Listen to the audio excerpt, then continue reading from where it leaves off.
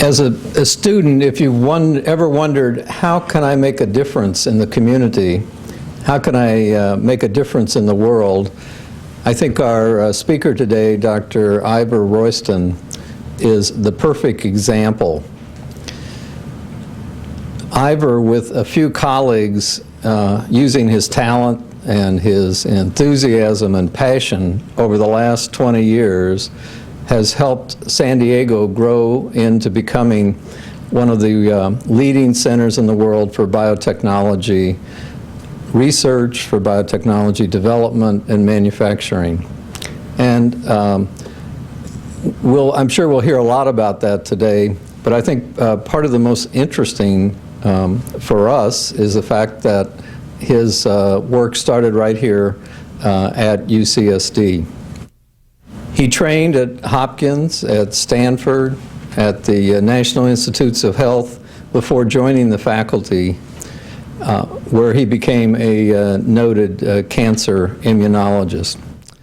With a fellow faculty member, now this was in 1978, so I think we'll probably learn a little bit about what technology transfer was like here in a university setting some 30 years ago.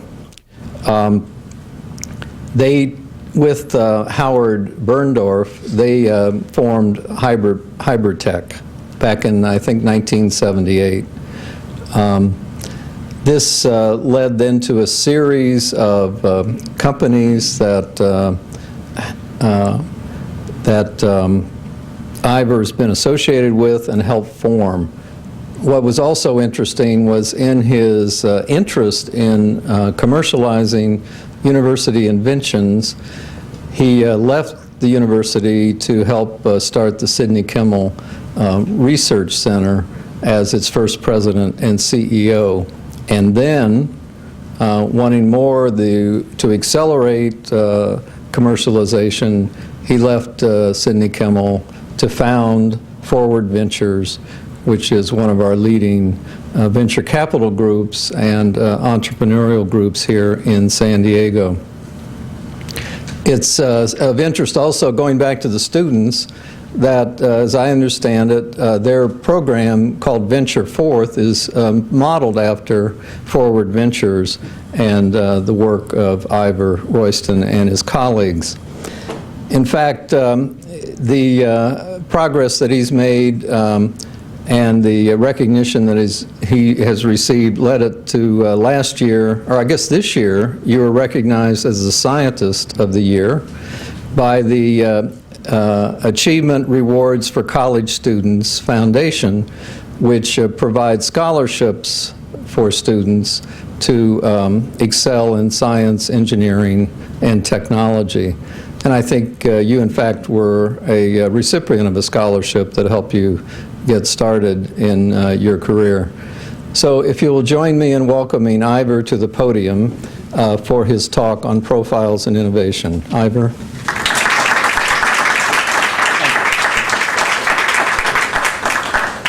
Well, thank you very much. It's a pleasure to be back on campus, and I guess I never would have dreamed 1978 when we started Hypertech. Let's see, so that is coming on 30 years, you're right. That's amazing, 28 years ago. I guess I'd never have dreamed that I'd be standing in front of the von Liebig Center for Entrepreneurship, because entrepreneurship just was non-existent at that time, other than with a few faculty members like myself. So instead of having I was just saying before the talk, instead of having the von Liebig Center to support me in what I did, I had there were secret faculty meetings about what do you do with Ivor Royston, how can he start a company, and all the arrows that were shot at me. But that's okay. Brooke Byers, who was the venture capitalist that supported me, says, don't worry, Ivor, you're a pioneer here. We've been through this with Cohen and Boyer in San Francisco. Don't worry, you're a pioneer. Arrows will always be shot at pioneers. So that gave me some comfort that I was a pioneer at that time. So thank goodness there's a von Liebig Center. It's really great that things have really changed in 28 years. I'm going to talk today, I was asked to talk about the origins of the San Diego Life Science Cluster, which I do like to talk about, and the role of the university, and a little bit about venture capital financing that's available today, since that's what I do today.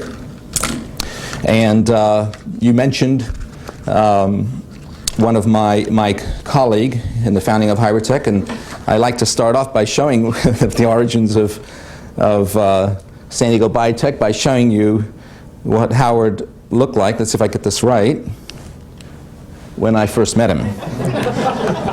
This is Howard Berndorf.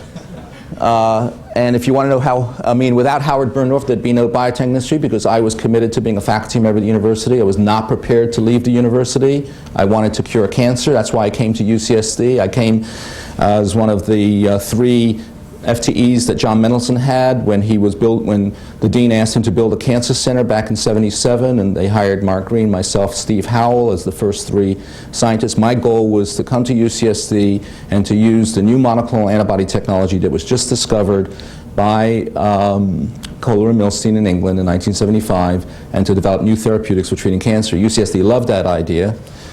But as you'll hear, you know, it required, you're not going to cure anything if you aren't able to manufacture these antibodies, and it required starting a company. I wouldn't have been able to do that if it wasn't for this guy who said, sure, I'll leave the university. He didn't have that kind of commitment to the university. But he's cleaned up by now. Now, as you know, Howard is a very successful executive, not entrepreneur, and now executive and CEO and chairman of Nanogen in San Diego. But Howard did give me permission to show you what he used to look like when I first met him. Okay, let's look at San Diego when I got here. It was a Navy town, beautiful beaches. I remember that there were tuna fishery was an important part of our local economy, but then starting to show signs of decline.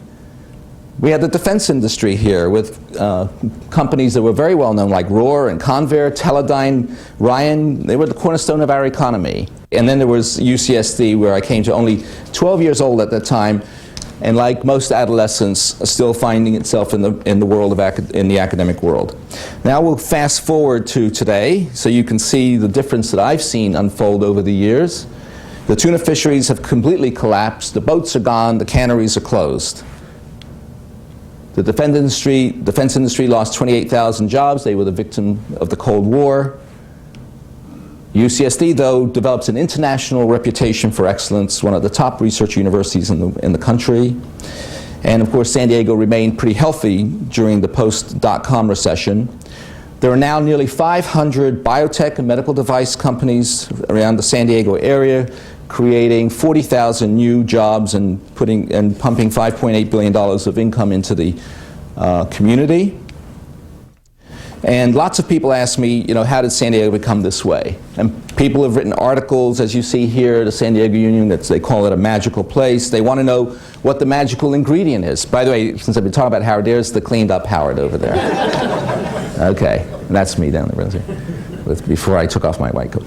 Okay, what is so magical about San Diego? Well, I think I'm probably preaching here to the choir here, because you already know that. San Diego has one of the most richest research infrastructures in the entire United States, starting with UCSD, the Salk Institute, you know, and many others, the Scripps Research Institute, the Burnham Institute, the Neurosciences Institute, Sidney Kimmel Cancer Center, the La Jolla Institute of Allergy and Immunology. Actually, the growth of institutes in this area might rival the growth of the commercial companies. There are so many institutes, but this biotech industry began with these outstanding medical research institutes, and of course, one of the top research universities in the country, all on the Torrey Pines Mesa in a close proximity. This has led to over this year, $1 billion coming in to San Diego from NIH with NIH grants, the largest of any amount in the state, in California, at least, and I think maybe certainly the largest in California. These institutions and the research they do in life science are the engines that drive the life science industry and the growth of the life science industry. There's no question about that. And if you look at an overview of what we have here, I mean, this is the kind of stuff I show people outside of San Diego, so I actually will go through this. You already know this. I mean, there's an aerial view of all of the research programs and institutes throughout the area, mostly concentrated, as you know, in the La Jolla area. But the location of these institutes are quite critical. As you see, it's quite dense, and that location, you see, facilitates density, the San Diego biotech industry, and each of these dots represents a company. The San Diego biotech industry is concentrated in a 6 square mile area. Density is very important because this creates the critical mass that you need. And when the Los Angeles Times has called this area the cradle of invention, I just want to remind you of some of the articles that have been written. And this is because of the infrastructure that we have here, this tremendous and outstanding life science and research infrastructure that's placed in this area. By the way, every state in the United States is envious of this, of course, is trying to compete with California, compete with San Diego, and are trying to understand what our secrets of success are, and are developing plans for building a biotech cluster in their own state. Let me just turn now at this point, because one of the things that was asked me to talk about was the role of the university. Let me begin to address that now and point out to you that when you look at the career path of biotech firm founders, and this was a study done in 1992 to 2001, you will see that over 40% of the founders of these companies were research professors in the university. So immediately, in answering the question of the role of university, without these quasi-university research institutes, you're not going to have the people that drive the innovation and discovery that leads to the financing of companies like this. So and that's particularly true of the life science industry as opposed to, let's say, the IT industry. The biotech industry is substantially a knowledge-intensive industry. It relies on academic research as a source of innovation and entrepreneurship. And as I said, the life science research is the most powerful engine for the growth of the industry. So there's no question about the role of the university in the cluster formation. However, the question you have to ask yourself, is that all you need? Because when you, and I pulled out this information, when you look at some of these figures, you realize that research alone, having great scientists alone, is not enough. It's absolutely necessary, but certainly not sufficient.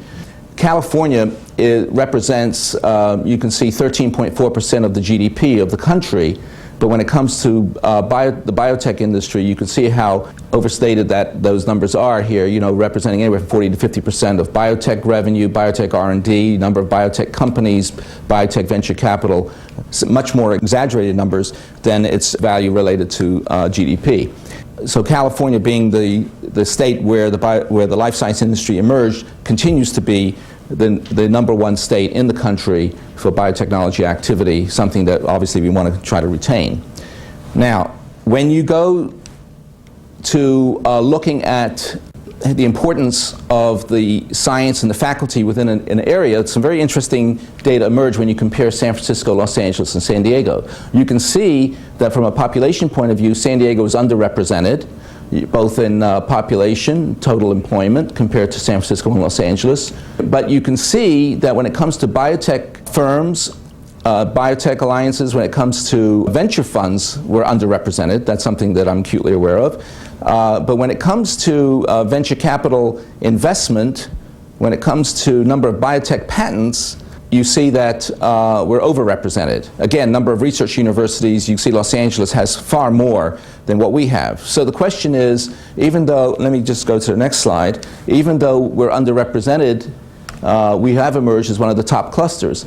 You can see that the university research expenditure is in Los Angeles is far more than San Diego. You can see National Academy members far more in Los Angeles than San Diego. Number of life scientists far more. Number of PhDs far more. Number of biological science doctorates far more. Number of NIH awards. Of course, when I said the NIH funding, we're in the top position. So it's not just the science. You've got to have the science. You've got to have the research. But clearly, Los Angeles has outstanding people. So what's different? There is something else that's absolutely necessary that we'll get into to generate a biotech cluster. And we'll get into that right now. You have to have the other ingredients, and I'll submit to you right now that of the major differentiation of a place like San Diego, let's say, versus Los Angeles, or even other cities with major and outstanding research universities, including my alum, where I'm an alum, is Johns Hopkins University in Baltimore, is in fact this aspect, which is entrepreneurial attitude. These are what I call the 3 legs of support that are necessary to generating a cluster, biotech cluster, in addition to the research infrastructure, which is absolutely necessary, as I said, but it's not sufficient. You have to have entrepreneurial attitude, you have to have venture capital, and you have to have management talent. And so I want to spend, I think, more time on this, on the entrepreneurial attitude, because I think that's what the von Liebig Center represents. And I think that's a major contribution that the von Liebig Center makes to the University of California and to this whole region. Because without that, I don't think you would have the kind of biotechnology cluster that we have here. Now, it turned out that the entrepreneurism, that the reason that the Hybritech started is, for whatever reason, I, at that time in 1978, had the same kind of entrepreneurial approach to things that, let's say, that people like Cohen and Boyer would have had up in the Bay Area. And so I'll use Hybritech as an example of individual entrepreneurship, and I'll just give you a little bit of background on what happened with me, and then talk about institutional entrepreneurship. So for those of you who don't know, and I'll just describe it very briefly, back in 1975, while I was a postdoc at Stanford University finishing my oncology fellowship, the paper from Kohler Milstein came out describing the production of monoclonal antibodies. I read that paper, said, gee, this looks pretty straightforward. That's something I was trained to do. I had worked at NIH for a few years doing immunology and cell culture work and biology, and look, gee, this is very straightforward. This could lead to an entirely new approach for generating highly specific, highly selective antibodies for treating cancer. I was going to be an oncologist. I wanted to develop new ways of treating cancer. So with that, that was it while I was at Stanford. And while I'm at Stanford, remember what's happening around me. The birth of Genentech, which I witnessed and saw.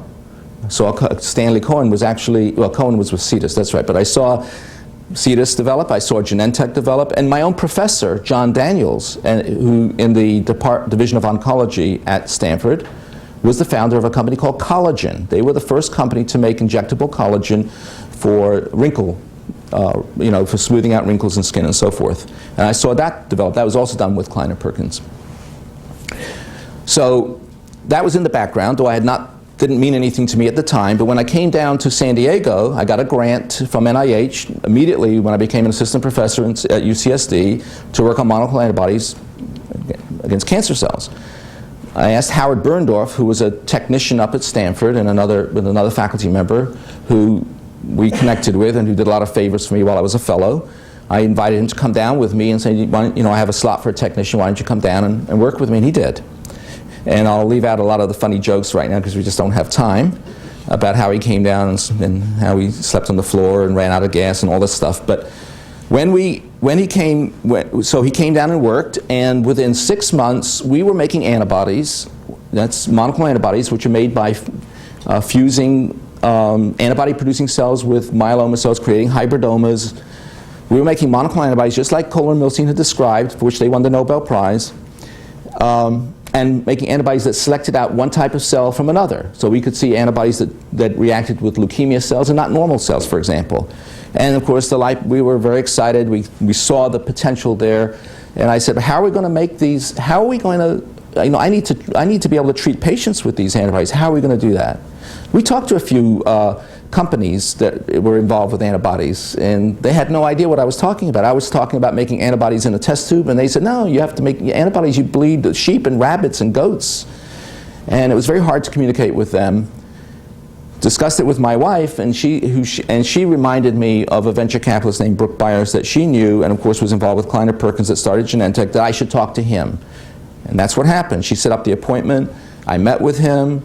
I explained to him how monoclonal antibodies are essentially genetically engineered antibodies and compared that to genetically engineered or cloned genes, for which he understood with regard to Genentech. And so for him, the light bulb went off. He asked me to put a proposal together. He got some consultants, and within a few months, the whole Kleiner Perkins team came down to UCSD. That's Kleiner, Perkins, Caulfield, and Byers, one of the last times I've ever seen all four together. Made a trip down, came to my lab, and they saw the entire process for making monoclonal antibodies back in 1978. That was around in the summer of '78. And in that airport that day, we don't do venture capitalists anymore, Tom Perkins said, so how much money do you need to reproduce these experiments outside the university? You know, if you got a lab, and Howard said, you know, you went over there and supervised it, you stayed at the university, but how long would it take to show me that you could do this outside, and how much money?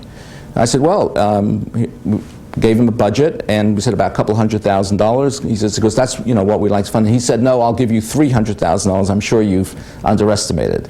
It's one of the few times that a venture capitalist has given more than was asked for. But that's exactly what happened. He said, I'll give you $300,000 and we'll take 75% of the company, or something like that. And you know, we didn't do nothing about business, by the way, at that time. There was no business agent. There was no business. I mean, all I cared about was I needed these antibodies so I could develop a treatment program at UCSD. There was never the idea that I wanted to start a business, make a lot of money, leave the university. That was never the intent. That's what happened. He gave us $300,000. They started a company. We named it Hybritech. Howard left the university. He went over to be the first employee of the company. We told them, they said, okay, what antibodies do you want to make? We said, well, the most commercially used antibody in the industry was hepatitis antibodies. It was used in blood banking. We'll make hepatitis antibodies. We'll make antibodies that distinguish all the various subtypes of hepatitis. And we did that. We gave ourselves 9 months or a year to do it. We did it in 6 months, and we were able to demonstrate we did it. And those things moved ahead very nicely, and Hybritech was born. So that is an example of individual entrepreneurism back in '78 when there was no entrepreneurism at UCSD. In fact, I'll go back to tell you that there were, in fact, meetings of the faculty. Well, after Hybritech went public, of course, not when Hybritech eventually went public 3 years later in 1981. And it was, in fact, when it went public, it was the lead story in the Union Tribune. And of course, they throw all kinds of numbers. They don't really, you know, about how much money is raised and and the amount of stock that each individual has. But there were secret meetings about how can Ivor Royston do this as a faculty member. He can't possibly be doing his academic work and do this. But the fact is, I was doing my academic work. I was doing it just as well as anybody else.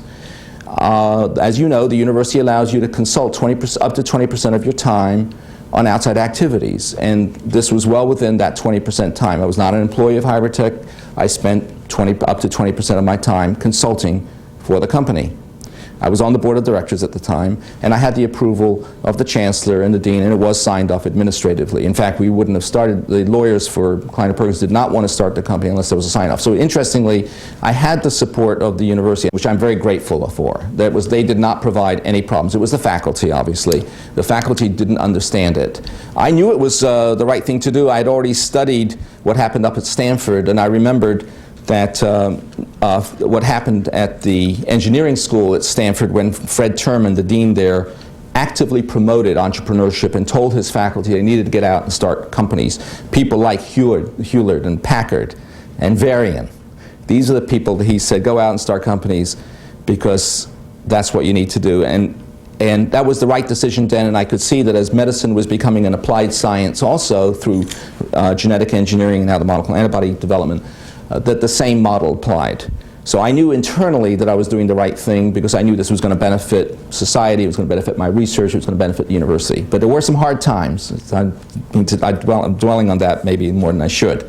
So I knew that it was the right thing to do to get the technology out of my lab into Hybritech so that we could make antibodies that eventually could be used for treating cancer. And in fact, we even had arrangements between Hybritech and the University of California to that end.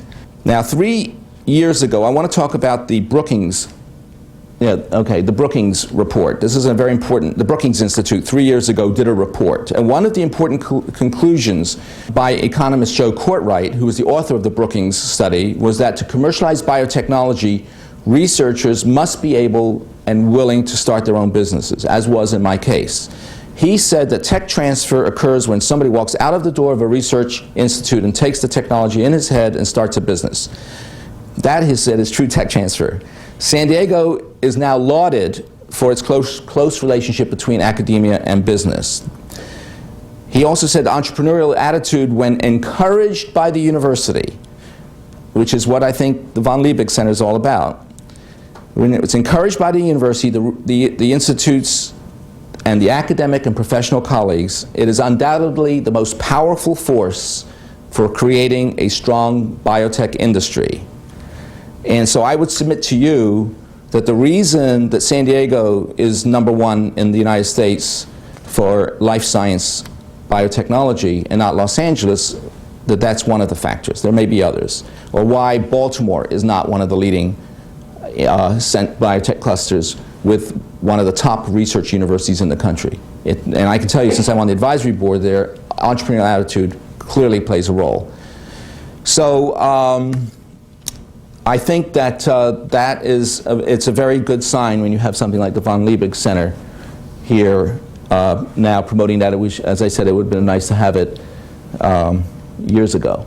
I do want to say, and I'll say this very briefly, that there is another example of very interesting entrepreneurship within the university, and that was the program that Ed Holmes had proposed that was quite unprecedented. It was called the UCSD Transmed program, and this was an idea that Ed Holmes, the dean of UCSD, I know he's just recently left, but this is a program that he incubated in his head at Duke, and it was the idea that they would identify projects, multidisciplinary projects that needed proof of principle, and have venture capitalists come in and join with the university as joint equity holders and fund projects within the university. So we did that with Ed. We founded a company called Analgesics with Tony Yash and Ed Dennis to work on a new approach to pain. And this was a situation where the UCSD got some committed equity. The research was funded by this company that we set up. We put the money, Forward Ventures put the money in the company put it into the university. We used university resources, we used the labs there, and the university had an equity position. This was approved by the regents, and it was, for me, an unprecedented example of institutional entrepreneurship. I don't really think this, with Ed being gone, this program is going to go very much further because he really was the impetus behind it. But it was and also because of how things have changed in the environment, it may be that these very early stage ideas might not be that appropriate for this model. I think for early stage programs needing proof of concept, it could be that some of the ideas percolating around San Diego with the accelerator model might be more appropriate. I did want to show you that these dots here represent the location of life science venture funds in the United States, and it sort of parallels the location of the major biotech clusters. I think that's very interesting, and it points out the importance of early stage venture capitalists. San Diego and all of California is really served very well by the Bay Area venture firms. We've always been underserved in San Diego, but as long as you're an hour away, it's not a problem. Early stage does in fact require proximity, and if you're in the middle of the country, so and you don't have access to early stage venture capitalists, it's going to be a real problem. So clearly, venture capital is important, especially early stage venture capital, for developing a cluster. And of course, and just going through this very quickly, besides venture capital, the other important thing is management, and that's something you can definitely import. So, the three legs of the stool, so the entrepreneurism, venture capital, management is very key. You can have great technology, but if you don't have superb management, your company is not going to be successful. I'll give you a quick example. When Ted Green was brought on as the CEO of Hybritech, and we were making hepatitis antibodies, he said, the one thing we're not going to do is make hepatitis test kits. We're not going to compete with Abbott as our first product, since they had a monopoly on that test. We need to do something innovative, something new. So we did prostate-specific antigen, developed the PSA test that no one else had, and of course we revolutionized the management of prostate cancer. That takes the insight of a seasoned manager who understands strategy and knows how to market something appropriately. Other groups like Centocor in the early days did make eventually hepatitis antibodies that got killed by Abbott. It's I can't underestimate the importance of management. In my own career as a venture capitalist, when companies fail, it's because of management. And it's not just the technology. Technology can go bad, but I'd rather have, as many venture capitalists would say, I'd rather bet on the team than the technology if I have to choose. And to get that management was very difficult in the early days of Hypertech back in '78. Some people thought San Diego was a suburb of Los Angeles. There was one, it took a year to recruit a vice president of R&D at Hypertech from New York to come to San Diego. That's changed quite a bit over the 30 years. One of the tricks we use, of course, is you do your recruitment in winter, and you bring them here during winter, and then that makes it a lot easier. I'm not going to talk about the other aspects that fuel the growth of the industry, because you know all that, and of course the Connect program, which began at UCSD, is a very important component of that. Next slide. Now this is important, and I need to dwell on this for a minute, because to me the buyout of Hybritech by Eli Lilly was a catalyst. So Hybritech in 1985 or 4 or 5 or something like that was acquired by Eli Lilly. Initially, we were promised that they would let Hybritech run as a semi-independent organization like J&J does with its companies, but that didn't turn out to be the case. Once they acquired it, all of the orders came from Indianapolis, all of the direction, and the entire management team, it was very entrepreneurial, at Hybritech began to leave. And when you have that kind of an exodus, what happens is this. Every one of those people went ahead. Virtually every director, lab director, manager went ahead and started their own company because they had the entrepreneurial spirit, the zeal. You can see whether it's myself, went on to do Idec, or Howard Berndorfer, GenProbe, Dennis Carlo, Immune Response, David Hale, GenCA, on and on and on. This tree, which is only a partial tree, it's enormous right now, which started from Hybritech, catalyzed this growth of the industry here. So what I want to say is it's okay to have great science and great venture capital, but if you could have a successful company and have those entrepreneurs and managers go out and do it again, you have this exponential growth of the industry. So what was bad for Hybritech and Eli Lilly, that is that the merger didn't work, was superb for the growth of the industry in San Diego in retrospect. Because all these other companies emerged and became, and one of the benefits of a successful cluster development is you start attracting large pharma. So we have Lilly, when they came in here with Hybritech, we have Pfizer now, which has now has made La Jolla one of their 3 global R&D centers. Novartis with its Genomics Institute here, J&J with its Immunology Center, and others like Takeda and others. It's just a small list. This has fueled now a second growth of the industry. And so the results so far, San Diego today ranks as #1 biotechnology cluster in the country, as according to the Milken Institute report in June 2004. Has the largest number of biotech companies of any city in the world, and that's just taking San Diego as a city. Of course, as a region, it's #3 when you compare the Bay Area region or the Boston, Cambridge region, but as a city, it's #1. Best place in the biotech to build a biotech company in the United States, according to Forbes magazine. A lot that we have to be proud of. I was asked to comment on the access to venture capital today, and I'll just summarize it on the next slide by pointing out that there is plenty of venture capital money available. If you look at this is just biotechnology venture capital. If you look at this line here, venture capital, you'll see that the big jump took place here in 2000 when we went from 1.4 billion to 2.7 billion, and then it's been fairly stable, but you can see it's even increased in 2004, 2005. That's venture capital dollars that have been invested in biotech companies. There is no shortage of venture capital dollars. The problem we have today is what kind of companies they go into. We don't have enough time. We can talk about it later if Paul wants to, but unfortunately the environment has changed since 1978, where people invested, the public invested in good science and were willing to, those companies could do an IPO and go public, and the public would buy their stock and the promise of the science. Today, the public will not do that. They will only buy stock in companies that have demonstrated proof of concept in the clinic, that have clinical products, or have positive data in the clinic, and that means that the venture capital money is now more focused on products that are nearer the clinic, in the clinic, and not on the early stage development, which has now created a gap. It's a gap that everybody talks about, and this gap between innovation and development is a gap that needs to be addressed. The government's trying to address it, the federal government, the state government, and then locally Connect and Biocom are addressing it by talking about forming an accelerator. Because we can't put in our money when it's too early, no matter how great the science is, because unfortunately, if I don't make a return for our investors, we don't get funded the next time round. And the returns are very important, and we can't make returns by investing in technologies that are too early. Some of the great companies that I have invested in over the past 5 years, one of the founders is sitting here today, David Cherish. I don't know, David, whether that deal got done today. I just don't know. That's how serious it is.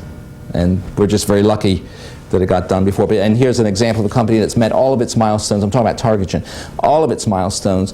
It's one of the best companies in our portfolio, and the best we can do each year is to get a 10% increase on the value of the company with all the risk that we're taking. When Hybritech made its hepatitis antibodies, the increase in value went up 5-fold. That $300,000 investment became 1.5 million or 2 million, in value with those antibodies. And today we can't see that. I tell that to my colleagues and they say, Ivor, you're doing great.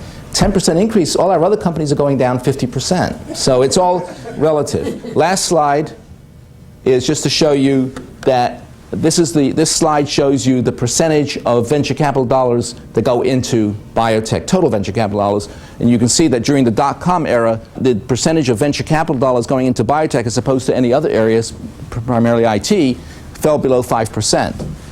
But historically, it's been more like 20%, and you can see now it's back up to 20%. So we're back up to our baseline of about 20% of all venture capital dollars go into life science.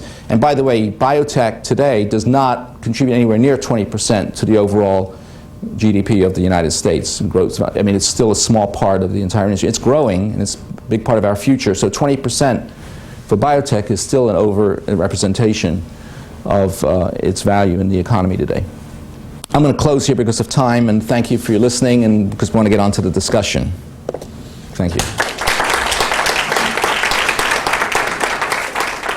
We're back again with Ivor Royston from Forward Ventures, and we're going to continue our conversation about commercializing early-stage technologies, in particular in life sciences. And I thought, one place to start that I thought was kind of intriguing, I was looking back and reading some of the biographical materials. You made a comment, I think it was when you went to the Kimmel Cancer Center, that one of your frustrations then had been that it was taking too long to commercialize early stage research. And I'm wondering, that's obviously a pragmatic comment, but I also wondered if there was a personal impetus to that at all. I mean, where was that coming from? Was it just an observation, or was there something else behind it all? Well, going from the university, from the UCSD Cancer Center, essentially, I was down at the Hillcrest facility, to the Kimmel Cancer Center, really related much more to the politics, the cancer center politics of the university at the time. It had nothing to do with commercialization. So, so specifically, if it had to do with the frustration I felt related to the fact that the clinicians and clinical and translational scientists were downtown in Hillcrest, and the basic scientists were on campus, and we weren't unified. The plan was that ultimately that would take place, and it did take place, with the Moores Cancer Center and with bringing the clinical investigators up to campus, but it took 15 years. And the problem is 15 years after all this was too long a time for me. So in 1990, I said, I just can't, a cancer center belongs, the clinicians and the scientists belong together. And I had the opportunity to found a new cancer center as a new model, which had an entrepreneurial bent to it in terms of spinning off companies, which we did do, but it wasn't the impetus. The impetus was the politics and the slowness of the university to get its job done. It just doesn't move fast enough. And so what did you want to do differently? I wanted to see first of all, I wanted to have a more robust translational research program in which clinicians and basic scientists could work closely together. And that wasn't happening well enough. So, and the mechanism for doing that was what? Well, by bringing them all together in a center and focusing on translational science back in 1990, which of course today the UCSD does. Sure. And it's really one of its mantras today, but it just took a long time to get there. Back in 1990, we focused just on that issue of moving technologies rapidly from the laboratory into the clinic. So that ties us together with commercialization as well. And we did have the opportunity to spin out a few companies from the Sidney Kimmel. But we would have been able to do that from the university, obviously, but it's just that the process was too cumbersome, there was too much bureaucracy.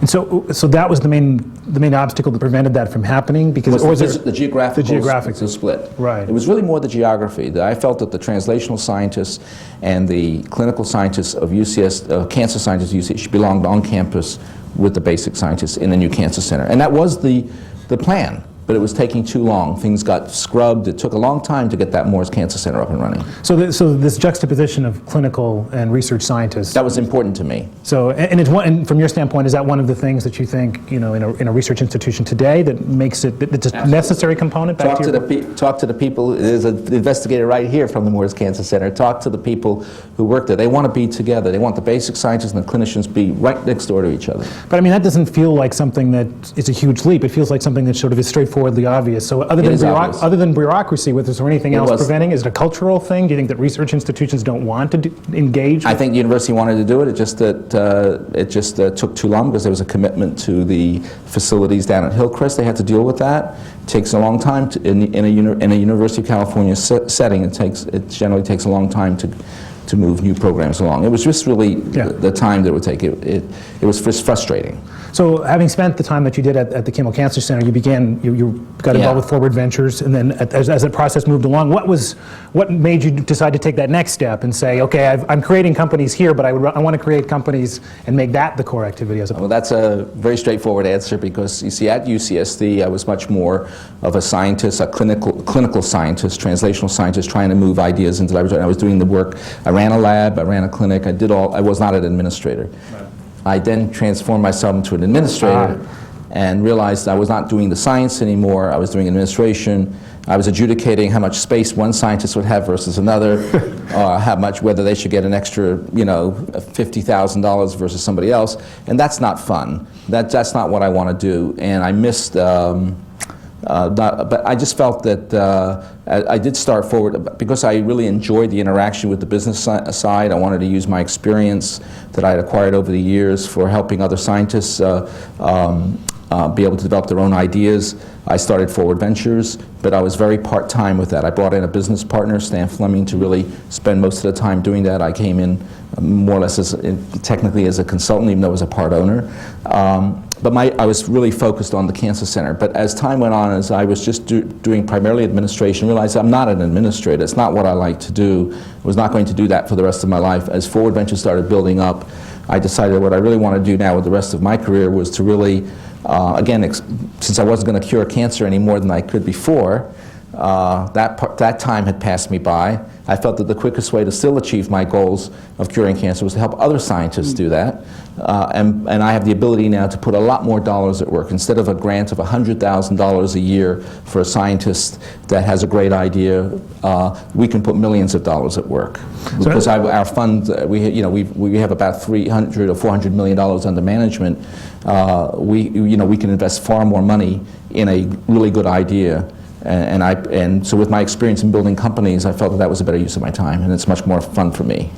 So in a sense, it was, do you still see yourself as fundamentally a scientist? When I leave here today, I have to go to the Thornton Hospital because there's a patient with cancer that wants me to come by and meet with them. So even though I don't practice medicine, I'm still an oncologist, I still knowledgeable about what's out there, and they want my thoughts about their treatment, and so I'm going to do that.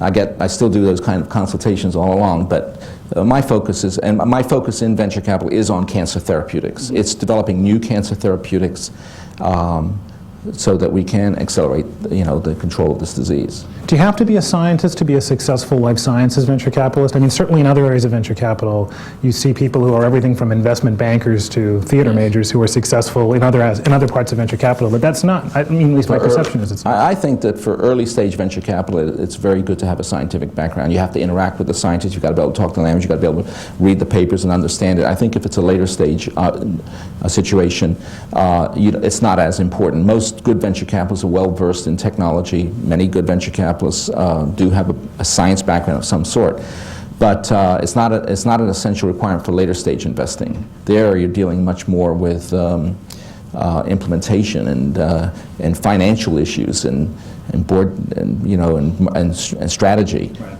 So once the technology is already in place. So I think early stage venture capital, which is what I like to do, a science background, a medical background could be very important. What's the problem fundamentally today? You sort of alluded to this a little bit with early stage life sciences. I mean, there's this gap, there's this hole in the pipeline.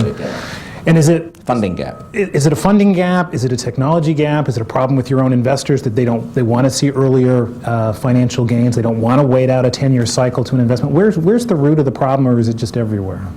No, the problem today is the gap between somebody with a great idea or a platform, a new technology, a platform that years from now can generate new products and so forth, and there's this gap between the discovery and the innovation and getting in product development. Unless you have something that's been through preclinical toxicology, animal experiments, showing that something, if it's a drug, showing something is safe, it's very difficult to get involved with funding things. A guy who has a new technology for identifying a target or a pathway, or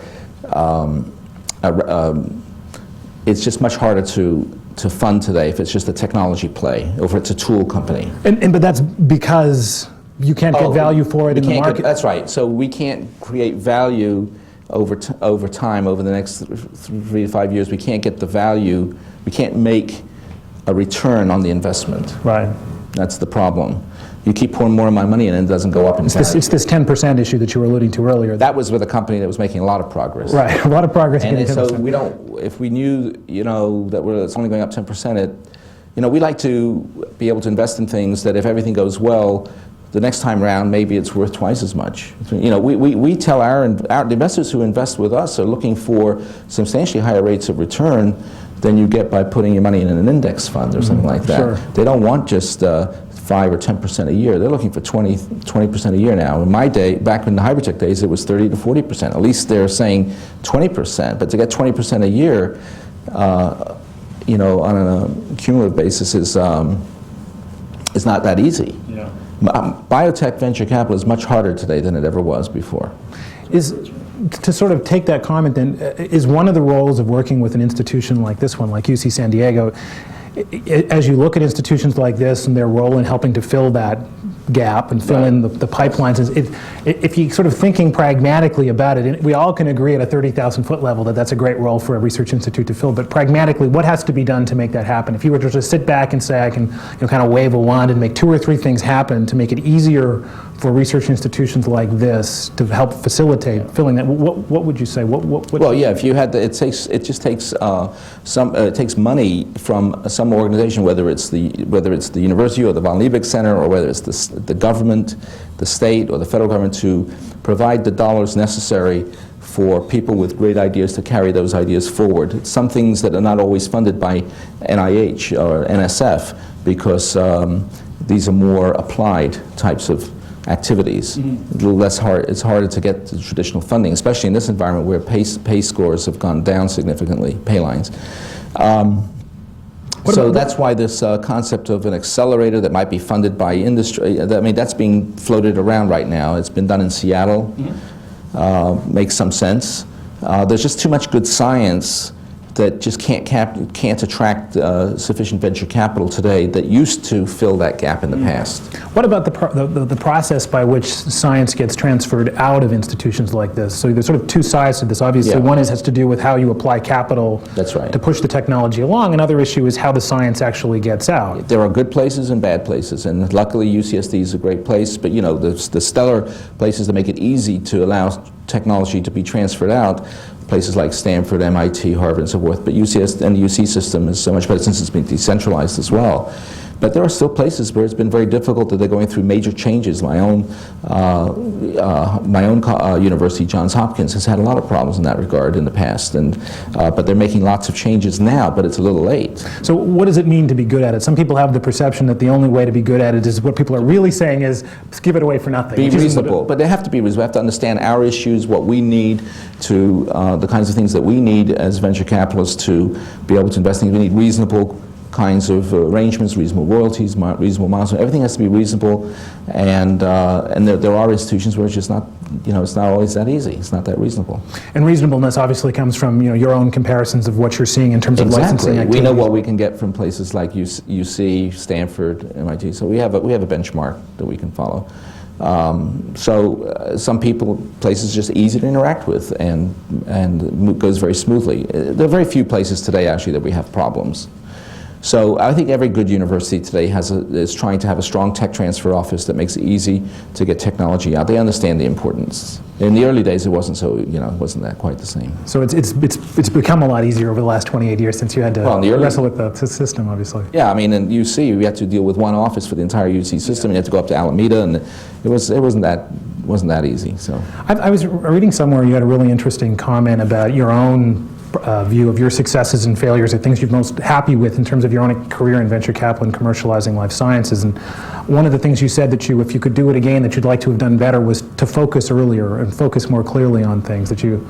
And I was puzzled at the comment. Where did I say? Is that in it was in Google Venture Capital? No, it was in Venture Capital Journal, where you said something to the effect that if you could do it again, you would have focused earlier and more clearly. And it was interesting because in reading that, I looked back, and I'm not sure if people know this, but you have a very sort of eclectic background that involves a couple of movies. I was involved. Yeah, I was involved with a couple of movie productions through some friends of mine, right. And then a partnership. I thought maybe this was a backwards I actually saw one of them on Mystery Science. And now I'll disclose that I'm also involved now. And once you do venture capital partnerships, people wanted to invest in La Jolla Playhouse productions, so I facilitated that as well. So your comment about focusing early, because I think it's something that we see in terms of our own students and others, is that there's so many opportunities for people today. It's easy to get scattered and not sort of focus down and say, right or wrong, I'm going to try this and focus here until I decide this is wrong, and then I'll focus somewhere else. And people try to do too many things. Right. So there are different types of personalities. I have to realize that I'm more of a startup guy and like to try different things. When I look back over my career, it seems like every 10 years I try to do something new. But then again, I don't feel so bad when who was the Nobel, the guy who runs Sloan Kettering said the same thing in an interview. What's his name? The Nobel laureate from Varmus. When he was interviewed, Harold Varmus, when he was interviewed, he made the comment, well, every 10 years I want to do something new. And then I realized it wasn't just my own thought. I had the same thoughts. He said the same thing. That's why he left NIH, where he was he left UC, went to NIH to run NIH for 10 years, then left NIH to go run Sloan Kettering. What areas are you particularly interested in looking at over the next few years? What, in terms of inside of the areas of life sciences, cancer and otherwise? Well, cancer therapeutics is, I'm an oncologist, that's my background. There's so much opportunity in cancer, though I have to admit today the space is, as we would say, is very, very competitive. There's just so many new opportunities, so many drugs, so many biologics out there, all competing for space in oncology and competing for patients. In fact, as I recall, I just saw an email from one of the major investment banks. Their thesis for ASCO was competition in oncology was intense right now. I think that's true. But I am an oncologist, and cancer therapeutics will always be my major interest. I see venture capital working with the academic community where there are good ideas for cancer, which is a tremendous unmet need still. People, even though a new great drug like Avastin comes along generating billions of dollars, people live 2 or 3 months more. So that's makes a lot of money because our society still are willing to pay for these drugs where you live a few months more. But that's not the answer.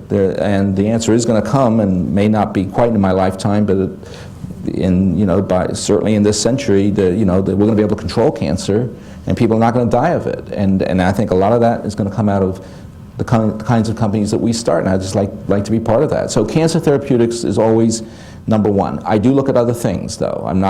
That's not the only thing I do. So if there's a great opportunity in another area of medicine, I would get involved with that.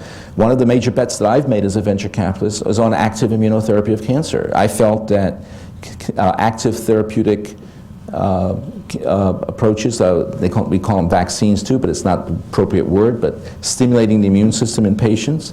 I think that there's going to be really good products in that space, and I've made 2 important bets in that area. One was CancerVax, which did not work, but the other one is Favril, which is still pending here in San Diego.